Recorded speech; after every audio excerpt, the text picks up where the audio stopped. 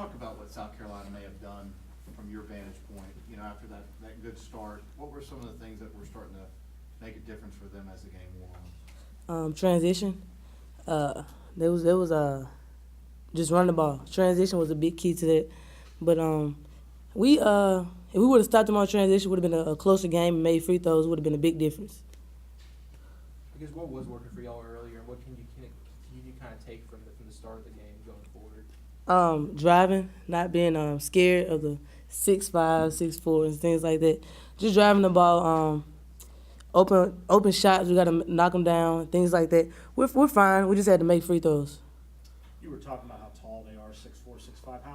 How hard is that for 40 minutes? I mean, I know you're a guard, Right. to deal with that for 40 minutes. It's hard because they're 6'4", 6'5", and then you have the long arms and they're live and things like that. It's hard playing against them for 40 minutes, and that's why they're obviously number one in the country because, they're all tall. But if we would have kept driving, kept attacking, knocking down open shots, knocking down free throws, it would have been a different game. What was the mindset coming in after the LSU game, not have played well down there? Mm-hmm. What was the thought coming in? Obviously, number one would have gotten you up in the first place, but did that loss, the way you lost to LSU, really motivate y'all to play that much better too? Yes, it did. And then again, we came back, practiced hard, getting back to Ole Miss basketball, things like that. So that's what got us pumped up, and like you see it now, it's a different team. Just what's the team's confidence like after losing 4 in a row after such a good start to conference play? I mean, what's kind of the message? The confidence is still high. We have no worries. We getting back in practice, getting back to what we're doing. Nothing's changed. We're still, like it was 4-0, 4-0 to begin with. We want to continue starting Vanderbilt. The big thing that I was on our team about after we got back from LSU, we got beat at LSU because of toughness, and we didn't have a lot of toughness there. And we went back to the drawing board on Friday morning or Friday afternoon in practice, and I was supposed to go recruiting, but I canceled that because we had to get some toughness drills back going, and we had to get back to playing Ole Miss basketball, getting up and guarding people. And I was real proud of our effort tonight. I was real proud of our effort. Our team battled South Carolina, the number one team in the country. Let me inform you of that. They are the best team in the country. They're the best team that I've watched on tape in my 7 years of doing scouting and things like that in this league. They are very, very good. They're big. They're physical. They're taxing on you inside. They're hard to score on around the basket because they're so big. And so true credit to Dawn. She started a process 7 years ago. And it was very similar to the process I started last year. And she's kept grinding her process out, and 7 years later, she's number one in the country. So true credit to them, and I was real proud of our kids' effort.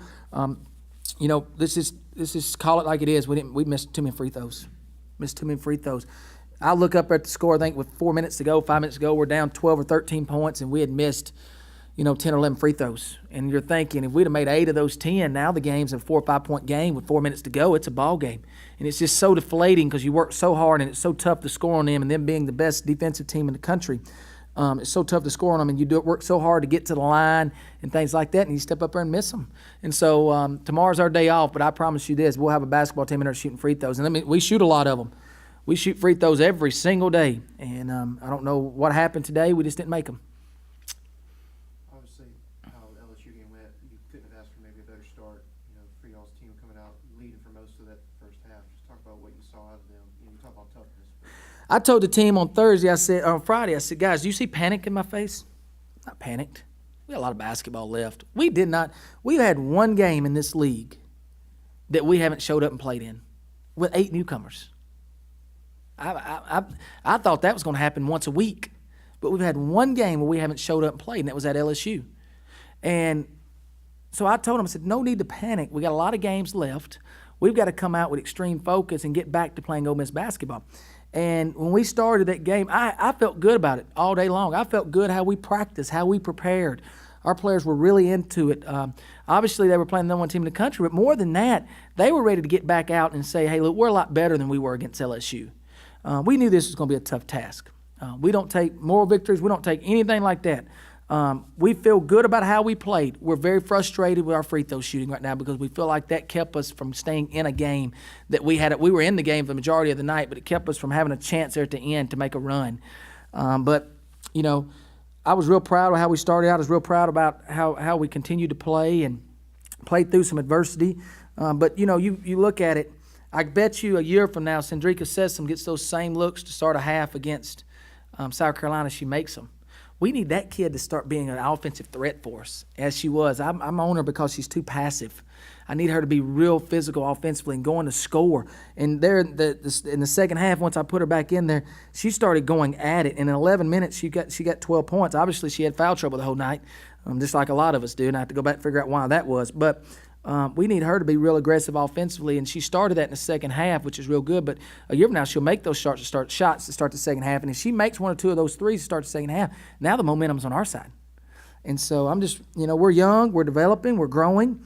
We just played the number one team in the country and played with a bunch of freshmen. And really, Tia Fowler is like a sophomore because they're second year with me.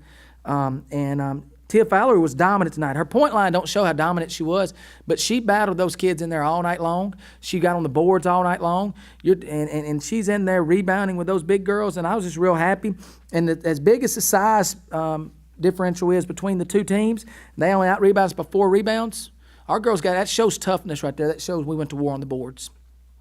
Well, you talked about the adversity and the foul trouble and everything. Yep. It seemed like when Tia went out of the game, it was just difficult, for you Yeah. to kind of maintain that It's edge. a 6-point game, and she gets a charge called on her that goes in. I don't know if it's a charge or not. I mean, I haven't looked at it on tape. If that counts as an and one, now it's back. We're back up 9. Now we got all the momentum. Our best player still has 2 fouls. She's playing the last 5 minutes of the half. It's a big difference when she's out of the game. That's why I made the decision to play her with 2. She's going to get 2. She's got to learn how to play with 2. And I made a decision this morning that if she gets 2 quick, she's going to go.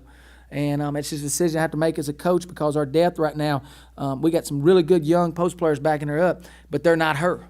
And, so we felt like we needed to keep her in there to keep things stable inside, and she did that. If she makes the and one, they give her the and one. Now we're up 9, and she's still in there at the end of the half. We're probably up at the half. But then it just kind of kills us there. But, it's just the way it goes sometimes. We're a different basketball team when she's on the floor and when she's not on the floor. And I have challenged Tia Fowler. I told her that she's got to step her game up. She's got to be a force for us. She played tonight and played with a lot of energy, played with a lot of excitement. She got back to being a Tia Fowler that we know. It's just tough. She's in there. Elena Coates could probably start for half the men's team in this league. That's how physical and good she is. I don't know if there's a better post player in the country than that kid. And and so Tia Fowler battled her, and she comes off the bench. They bring her off the bench. They also bring the number 1 recruit in the country off the bench, Asia Wilson. I told Dawn before the game, don't sub.